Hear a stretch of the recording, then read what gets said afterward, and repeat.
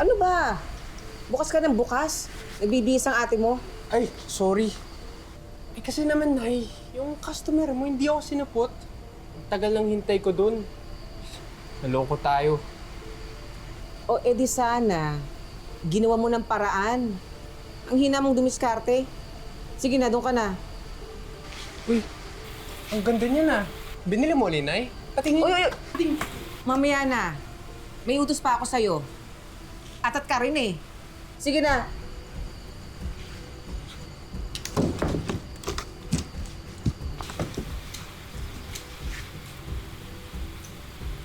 Oh, balik kami yung customer mo. Ako nang bahala sa kapatid mo. At pagkatapos niyan, maghanap ka pa ng ibang customer, ha? Mag-headset ka, para di ka marinig. Come on, is that all you got? Come on. This is a waste of my time. Come on, you could do better than that. Come on.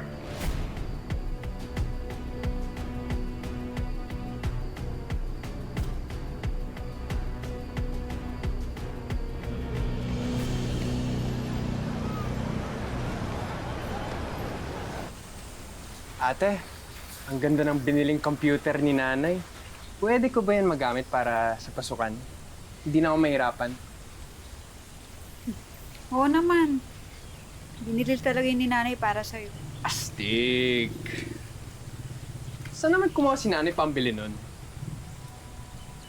Alam mo, ate, iniisip ko, hindi kaya Ano?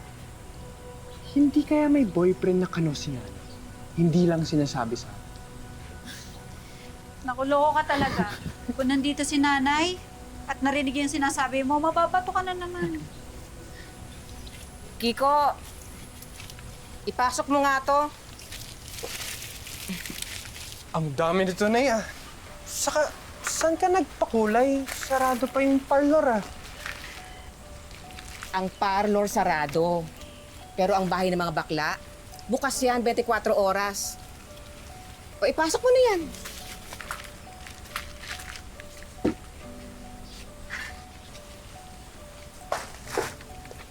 Lisa. Oh. 5,000 yan. Itago mo yan nang may naiipon ka. Ako nang bahala sa school ni Kiko, ha? Salamat po.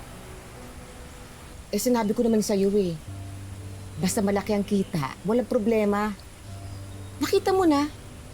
2 customer lang, naka 40,000 ka kaagad. E paano hindi magpapadala ng malaki yun? Tinakot nyo ipapakalat nyo yung video nila online. Ay nako, dapat lang sa kanila yun, no?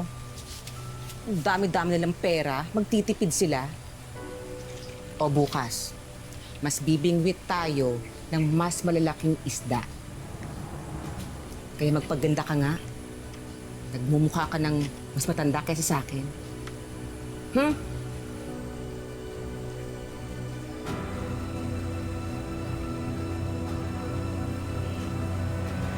Unti-unting guminhawa muli ang buhay ni Narisa kahit sa panahon ng pandemya. Pero paano niya ito lubusang ikatutuwa kung ang kapalit naman ay ang bawat paghuhubad niya sa harap ng kamera? Pero ang mas hindi yata kakayanin ni Risa ang malaman ng kapatid ang masamang sikreto nila ng kanilang ina.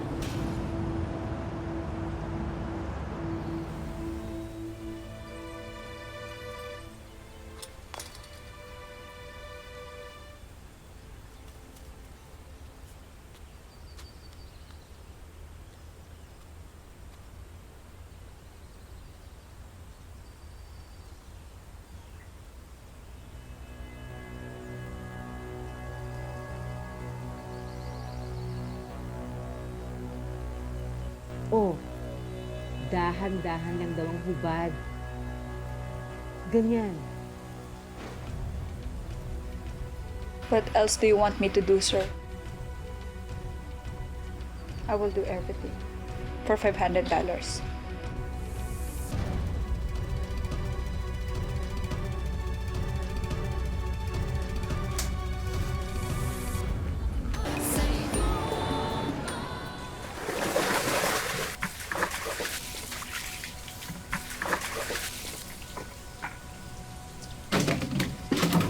Oh, mag-beauty rest muna ako ha.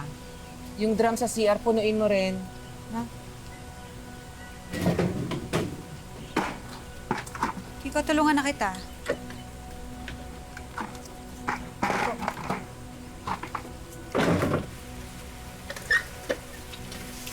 Kiko, ano ba nangyayari sa'yo, ha? Hindi, ate. Ano nangyari sa'yo? Sa inyo ni nanay? Ano? Alam ko na. Alam ko na saan galing mga pinambibili ni nanay ng mga grocery, ng mga gamit sa bahay, ng cellphone, ng bagong computer. Nakakadiri ka. Nakakadiri kayo!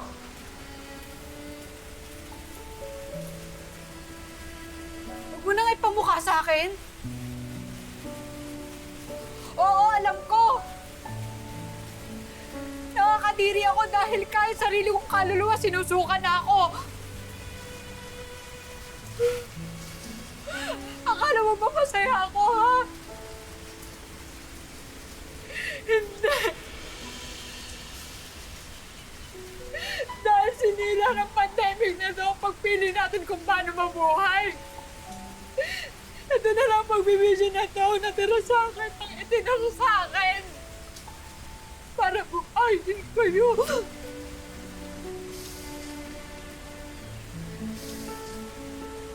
Para tuparin ko yung mga pangako ko sa inyo. Kaya kung pandidirihan mo ako, sige na. Pero sana intindi mo yung sitwasyon natin. Ate, marami pang pwedeng gawin. Tigil mo na to. Pwede naman ako tumulong eh. Magbebenta ako ng mas maraming kakanin. Maghahanap ako ng ibang racket. Ate, huwag ganito. Hindi rin naman papayag si nanay eh. Lalo na ngayon na marami siyang bagong gamit na hahuhulugan. Kakausapin ko siya. Sabihin ko, alam ko na ang lahat. Tutulong ako sa paghulog para mabayaran yung mga gamit na yan. Kung kailangan kong hindi mag-enroll sa pasukan, gagawin ko. Ate, ikaw na nagsabi, hindi mo tong gustong ginagawa mo. Eh, tigil mo na. Habang pwede pa.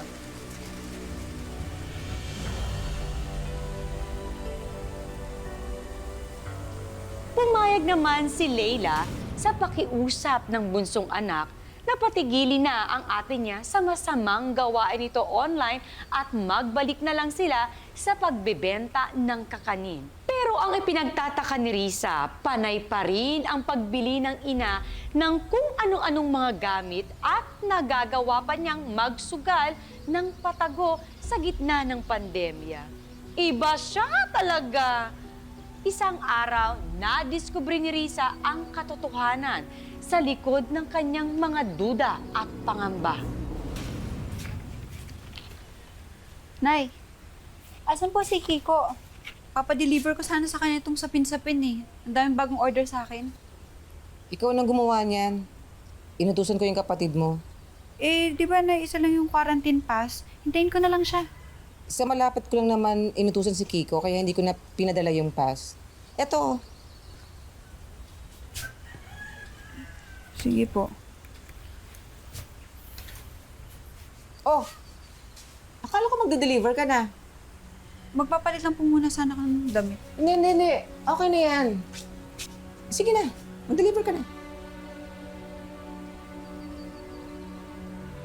Nahinasan si Kiko. Inutusan ko nga. Come on, take your shirt off. Touch yourself.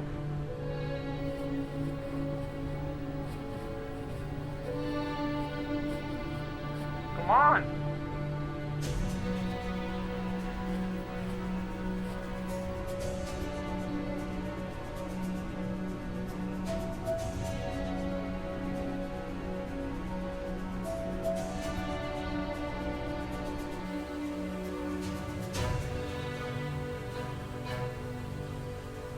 on.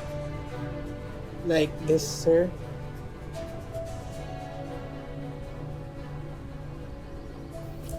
Risa!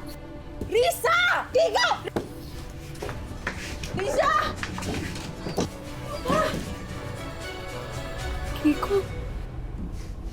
Ate.